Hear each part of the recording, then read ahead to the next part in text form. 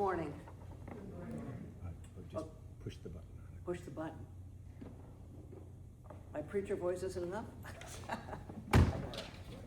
Somewhere in here. There it is. You just hold it. Now can you hear me? Yes and no. How's that one? It's the, I don't know what's wrong with It's my the mic. phone. They said it's fine. Okay, so it's not just me? Thank you. Sometimes I have tech issues myself. So my name is Jill, and I've seen some of you. I was here for the Prayers for Peace back in March, and frankly, I've seen some of you on the streets with me in Herkimer. I am part of the Interfaith Coalition of Greater Utica, and I actually feel like I'm sort of a Unitarian minister at this point. This is the third Unitarian service I've done in 6 weeks. I think that qualifies to become I'm not sure. I live in Herkimer, been here 17 years, so I'm not a native, and I am glad to be here with you, delighted to share time with you, and thank you, Jeff, for inviting me to be present with you. At this point, I think we're going to be lighting the Advent candle, which is over here.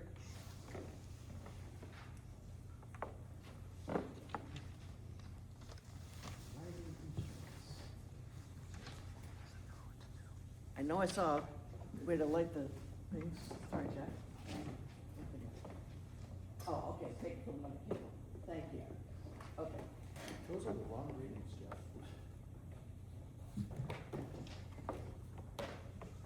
Is it on me? That one is right. Okay.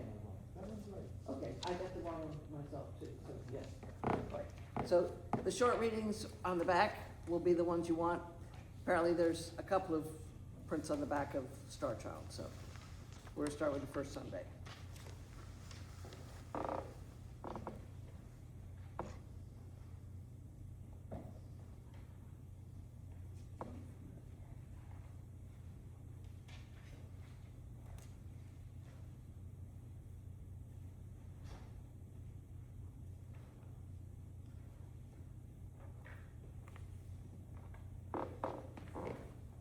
The first candle of Advent reminds us to be patient.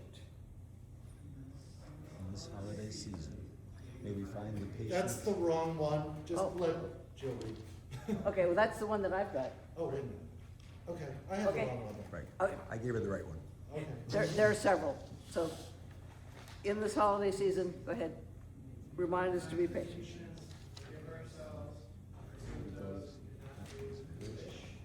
May we find patience, may we find the wisdom to let it be. Let it be. Join us in one verse of Star Child. On the back. That should be right.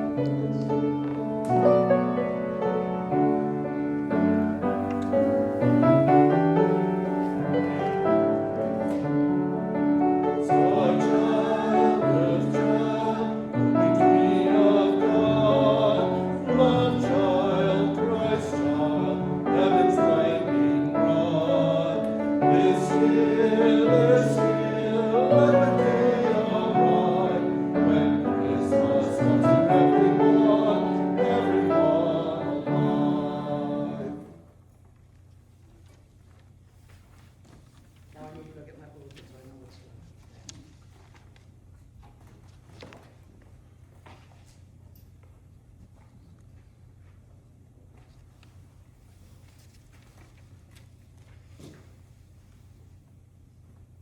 Maybe this microphone works. Yes, this one works, okay. Were there announcements? I didn't see any up here. I don't know if there's any announcements that we need to make. Oh, I have a ton of them, but they're on my phone, so I'm gonna have to do it by memory. Liz asked me to pass on our craft fair, of course, is December 13th. We are apparently looking still for volunteers. You don't have to come for the whole thing. If you can put an hour in here or there, is it 10 to 3? 9 to 3. Okay, 9 to 3. Right. Yeah, if you can volunteer an hour or two here or there to help out. My understanding is there'll be flyers. Yes. Huh? Jane offered to do flyers to help put them out. Oh, you've got them. Take over, Justin. Kind of scrolling. There you go, take over. Had AI summarize them. So, we did have a lot of businesses donate items to us. This looks really encouraging. We've already gotten 623 views on Facebook for our particular event. We are capped at 10 vendors. Some of our own people are vending. If you could donate tape, wrapping paper, any white elephant items, or gently used toys, just trying to summarize it here, that will be greatly appreciated too. And all of this is on WKTV, Big Frog 104, and the college radio station, and a partridge in the pear tree. Oh, I could use it more. Thank you. Any other announcements that anybody can remember or find on their phone? Okay. You'll talk to each other after service and you'll go, oh, I forgot to tell you about it. I totally get that. Okay, so now I'll come back down and we'll light the chalice, but it's nice to know I have a microphone that moves.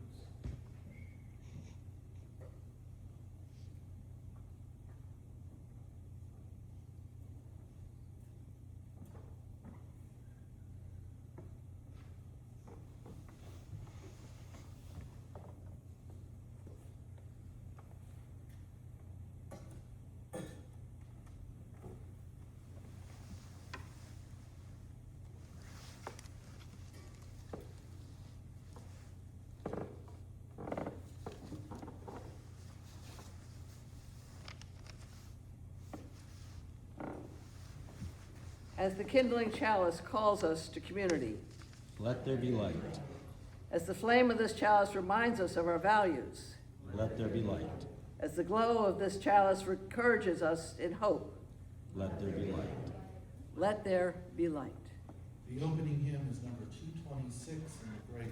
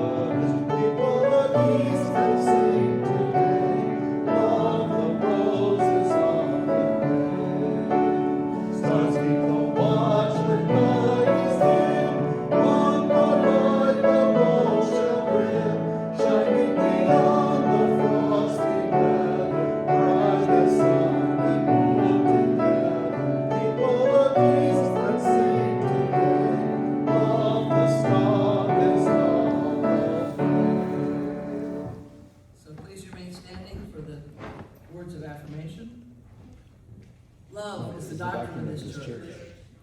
Rest of truth is the sacrament, and the service is a prayer, to dwell together in peace, to seek knowledge and freedom, to serve humanity and fellowship, to the end that all souls may grow in harmony with the divine. Thus we covenant with one another and with our God. Thank you.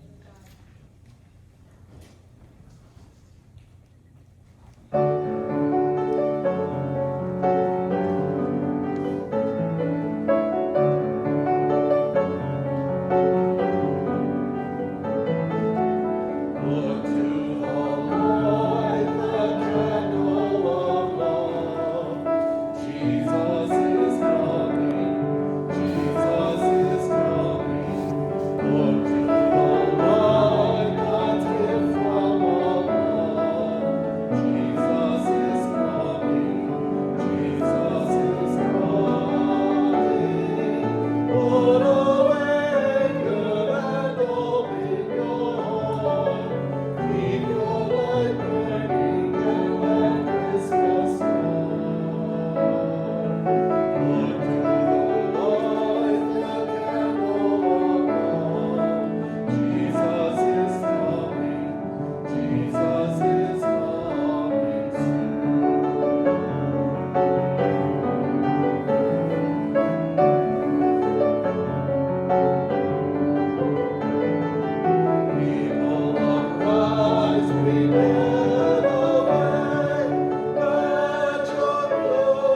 Thank you.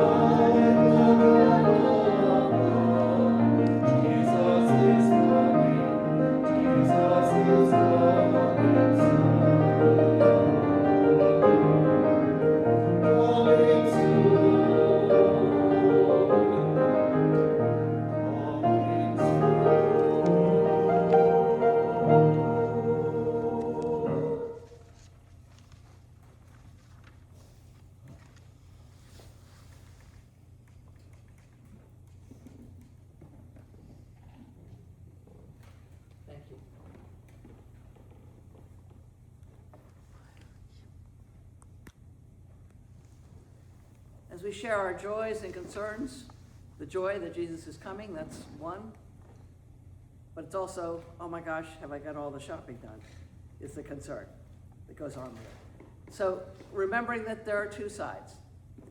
Every joy has something we worry about, and everything we worry about has a joy to add to our lives. It's sometimes hard to see them both, but they're both there. So we come together now to share our joys and our concerns, to light a candle, and to share with your community the ways in which you are living in this time. I invite you to come forward and light a candle if you'd like.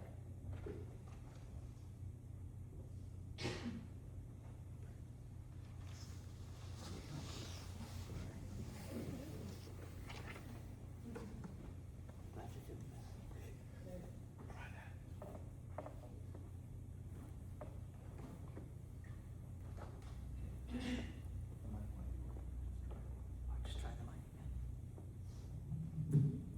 I think the mic is working. You're a magician.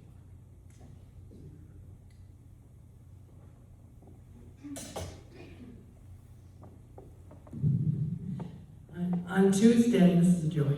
On Tuesday is Jeff's birthday, and he will be 20. And we're all so excited that Mac will be home. Mac is home, and he'll be able to celebrate with us. Here's to Jeff.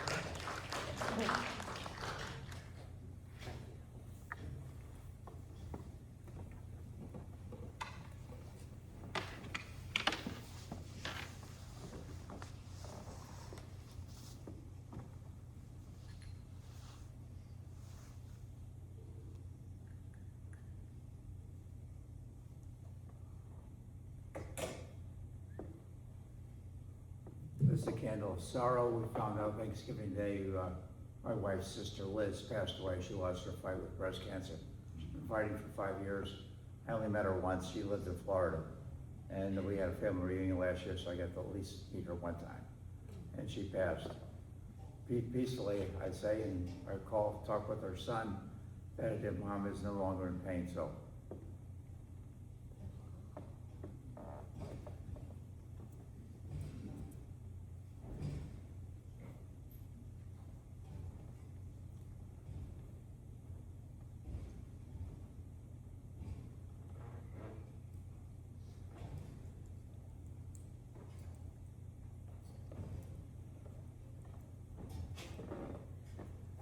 Jill is right. It's a mixture of joy and the sorrows. And a month of November is a tough one for me. I lost my daughter and my husband in November several years back, but it's still a hard one. But this year, I had a lot of joy, especially on Thanksgiving holiday. Spent it with family was especially nice because I'm feeling so much better.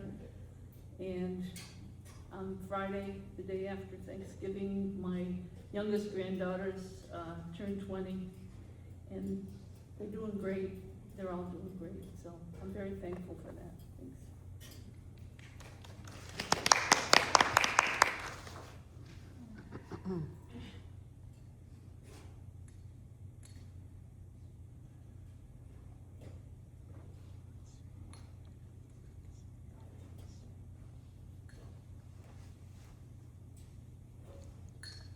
Very good.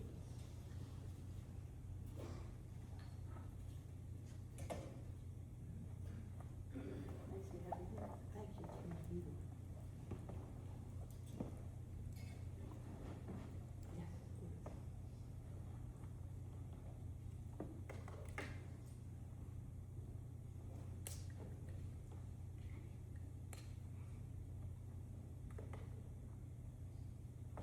So I love that saying, the good and the bad and bad and the good always. I think that's what makes the world churn and challenges us to become better people. I'm very grateful. I had my friends come up for Thanksgiving and they braved it over. They're still over. They won't go home. And and their daughter, who has become a priestess of sorts, was working a lot of healing magic on us, and that was wonderful. She's also called for us to help her with her brother who is struggling. He's become a superhero of the homeless, but he's also, he needs some help and prayer and to give him a plan on how to continue. So it's beautiful to see everything going round and round. And Dick won his battle with, well, a temporary one, another one with his health, and our what do we call her, persecutor, the persecutor that lives near us, also didn't get over at trial. He will be going to trial in front of a jury, and that's good. It's progress. Love to the world. The world is in a state of flux, and I love you all. Good to see new people here. My friend Natalie and some new faces. And thank you. Thank you.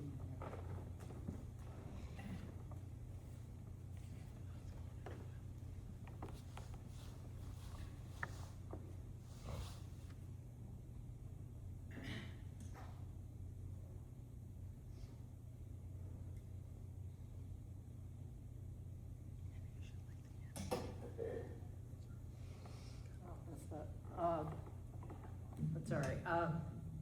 My daughter Tricia had some exploratory surgery, but all was good. And out in California, my other daughter's husband had a major heart attack, but he's also doing very well. And I just gotta say one thing, these girls had better start shaping up between Julie and Tricia and Jennifer. So good luck, everything is good for all of them.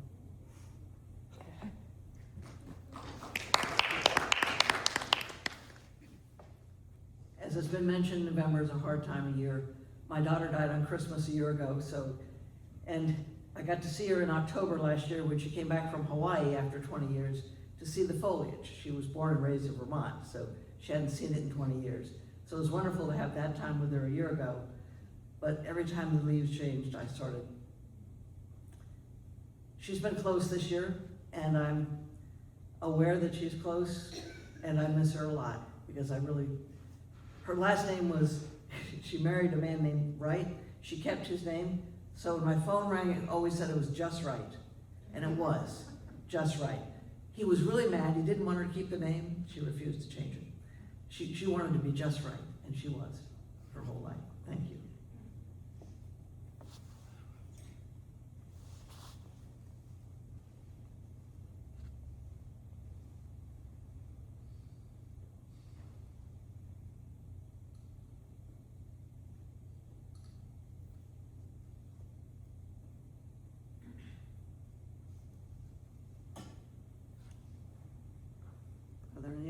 Yes.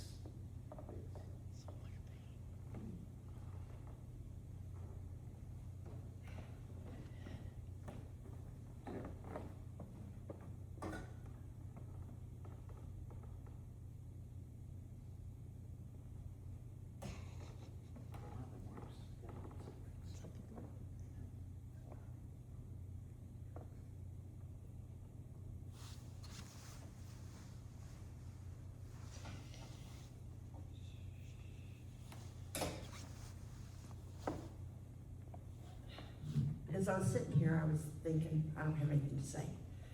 And then things kind of percolate in your head. And I was just thinking how old I am.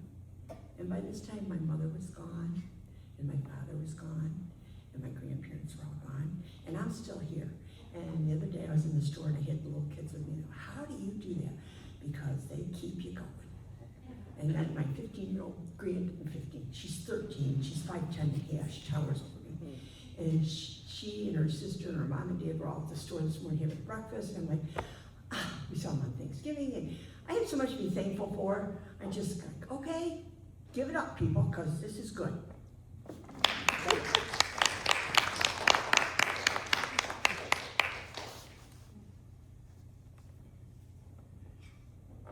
I don't call us seniors anymore, I call us seasoned, and I'm actually leaning toward turmeric and garlic.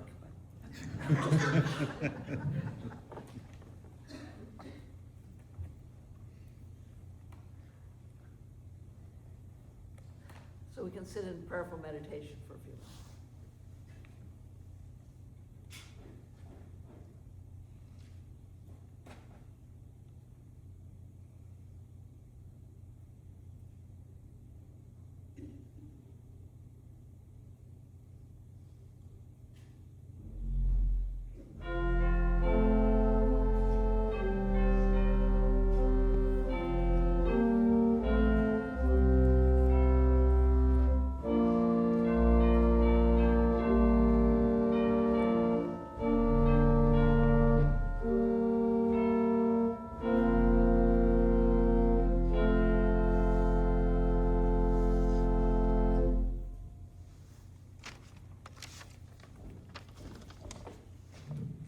And this is the time we'll be receiving the offering. Thank you.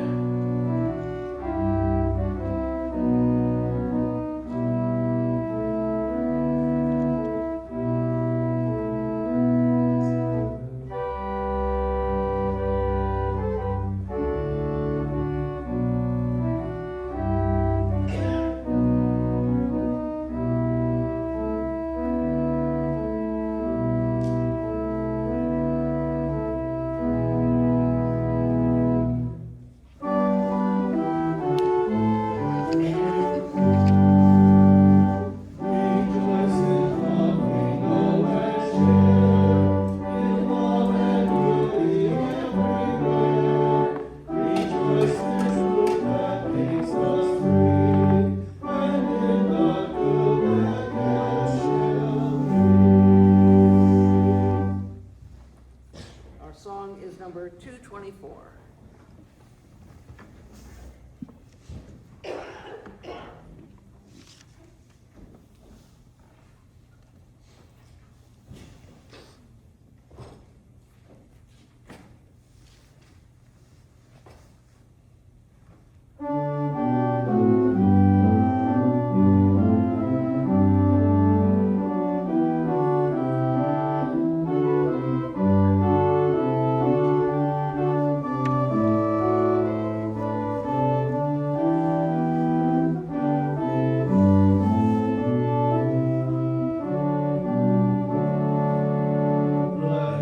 Christmas come, its story told, when days are shorn and winds are cold. Let Christmas come, its lovely song, when evening snow and night is gone. Let Christmas come, its great star glow, in quiet city parks the snow. Let Christmas come, its table lay, of born again, the truth proclaim.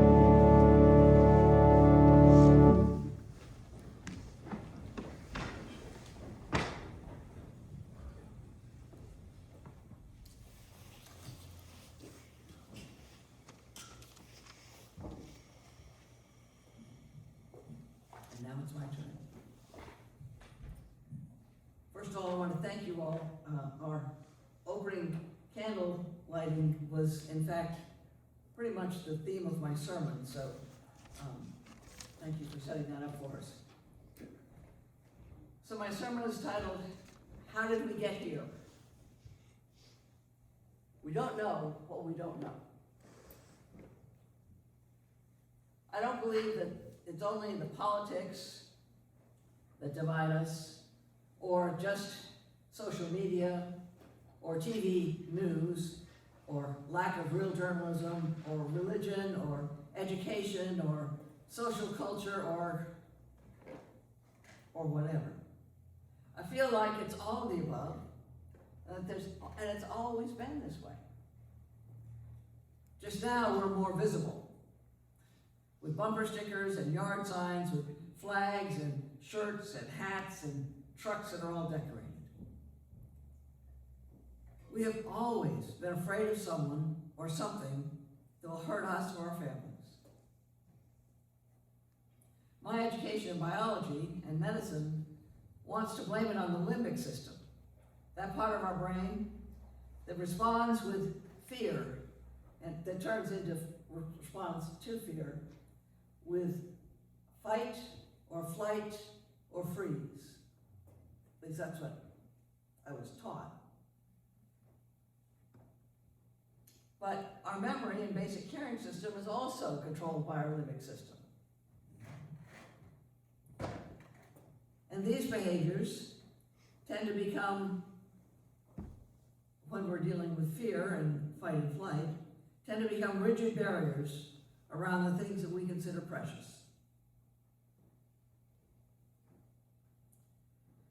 How often do we get caught in the fears and tell ourselves that we have to defend our values and beliefs because they are the truth?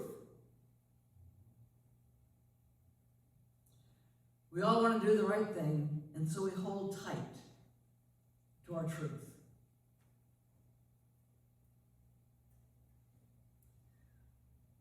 We truly do not know what we do not know. Our brains tell us that there's not enough food, not enough shelter, not enough time, not enough money, not enough love. So we stock up, store, gather more, rent storage units for the things we don't have room for in our homes. We don't mean to be isolated and afraid, but we also don't know how not to be. I've been reading some articles this week, and actually for about the past month, describing how to have those difficult conversations with people who have different opinions from me.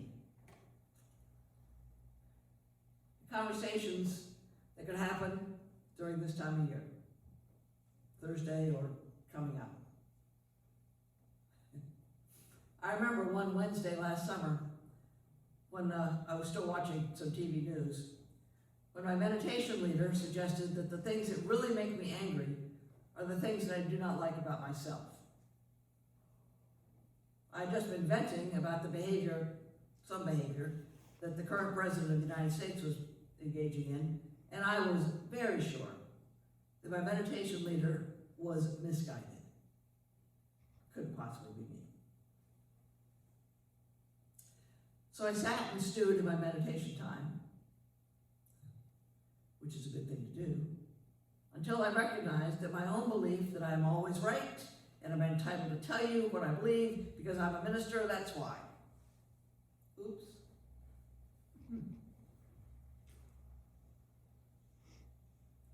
So how do I build a connection with someone who's also so sure that they're always right? And we do not believe exactly the same things in exactly the same language. Building connections requires, as our opening prayer said this morning, letting go of some of that limbic system behavior. It requires nonviolence.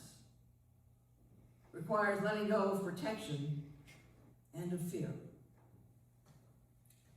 Thich Nhat Hanh said, to practice nonviolence, first of all, we have to practice it within ourselves. So I had to take a look at that part of me that I didn't want to look at before and recognize the ways that it helps me and the ways that it can hinder my interactions with other people, or even with myself. I had to recognize that my Taurus, stubborn bull, first child privilege can feel overwhelming when I'm on my soapbox. Soapbox is what my mother used to reprimand me about all while I was growing up. Maybe that's why I became a preacher. One never knows. So what if we could stop and rest when we get triggered? Not fight or freeze, but just sit with the fear and try to figure out what we really fear inside ourselves. What if we could find a fourth F to go with the ones that we already know, the fight or flight or freeze? What if we found ourselves inside? Our fears, our anxieties, our barriers. If we learn what we're really afraid of, and that it is not out there, but something that we're holding inside,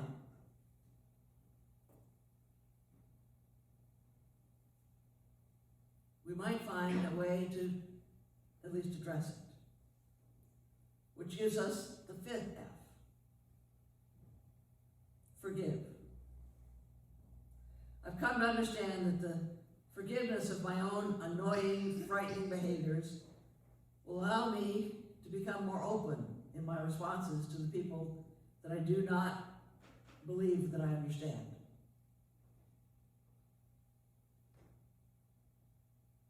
When I begin to see what I did not know that I did not know, I'm able to remove some of the assumptions that I have made about right and wrong, good and bad. I can then begin to believe, actually I'm a little past the beginning now, I can then come to believe that there is no them. There's only us. We are all one. There's only us. And we all have the same basic needs and aspirations. Maslow's hierarchy of needs was documented for us in 1954. Some of you weren't even born then. And all those basic needs and aspirations are food, water, and shelter, obviously, security, stability, and freedom from fear, friendship, intimacy, and acceptance, respect, recognition, and status, and then finally achieving one's full potential and creativity. As I reread this and understand this, I'm wondering how so many of us have jumped directly over the first three issues and gone directly to that aspiration for self-esteem and being recognized by others and receiving respect without fully ensuring that everyone around us has the basic requirements of food, water, shelter, protection from physical harm and emotional harm, has security and stability in their lives. to jump right to over our emotional relationships and connections with people, right to, we want to actually jump right over everything, people and the planet, and forget that we are all one. And that brings us to the sixth F in the limbic system's function: friendship, connection,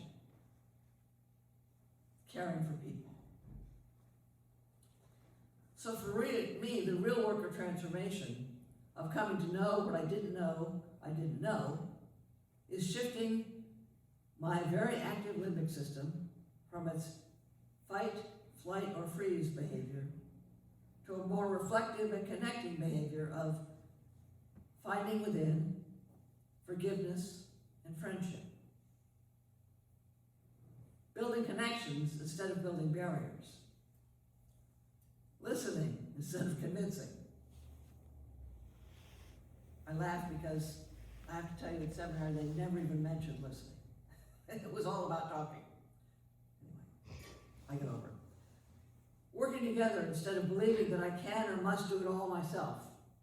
And that brings back that commercial from the 60s. Mother, please, I'd rather do it myself.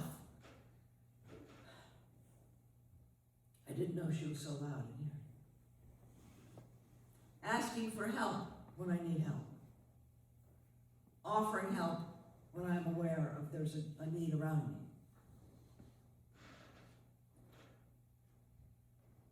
A reading that I found while I was going through this says that the courage to connect when we are the ones that is her. Finding the courage to connect when we are the ones that are hurting. It takes courage to reach out when we feel overwhelmed. To tell a friend I'm struggling. To ask for clarity instead of assuming. To choose openness when our instinct is to withdraw. Many of us are comfortable being the helper, but far less comfortable being the one who needs the help. Yet connection is reciprocal. You can't connect with someone who's not also reaching out. Community is relational. And nonviolence is interdependent. It also takes courage to let someone see us when we feel messy on the inside. Or to stay tender in a world that wants us and encourages us to protect, defend, and harden. Connection in these moments is not weakness. It's a profound act of nonviolent living. So as we approach a time in this year when many people will be gathering with loved ones for the holidays, and others will be navigating loneliness and grief or complicated family dynamics, we're reminded that connection takes many forms. Reaching out in the struggle is as courageous as speaking up in conflict. Standing up against fascism is less important than standing up for families and community. Peace and all good to all. Thank you. Our closing song is number 232 in the great hymn.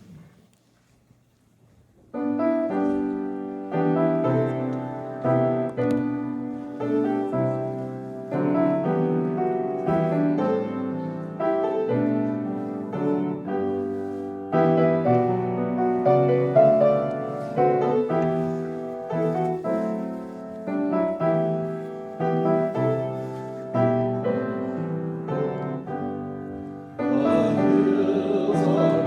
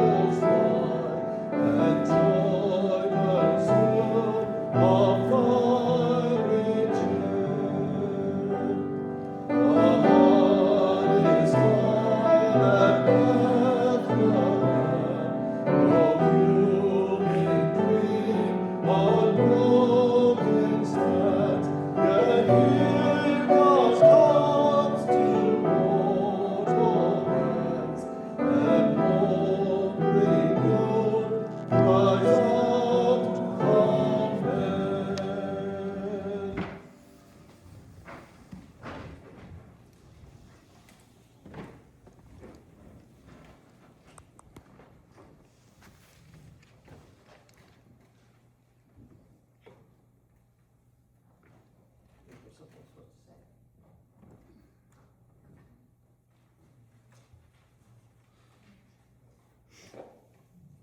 Oh, yes, there's your candle.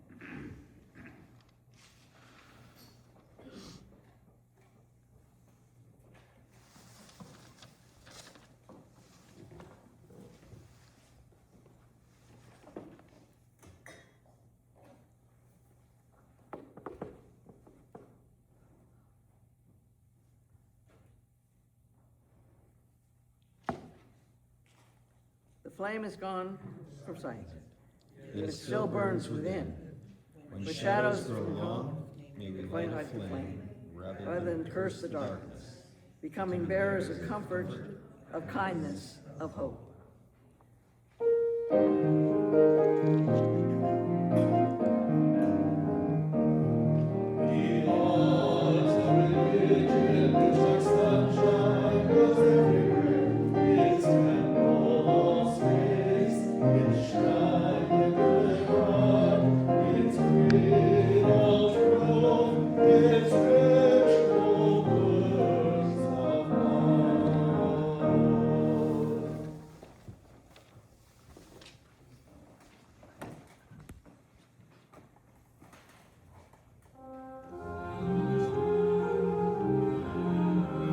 Thank you.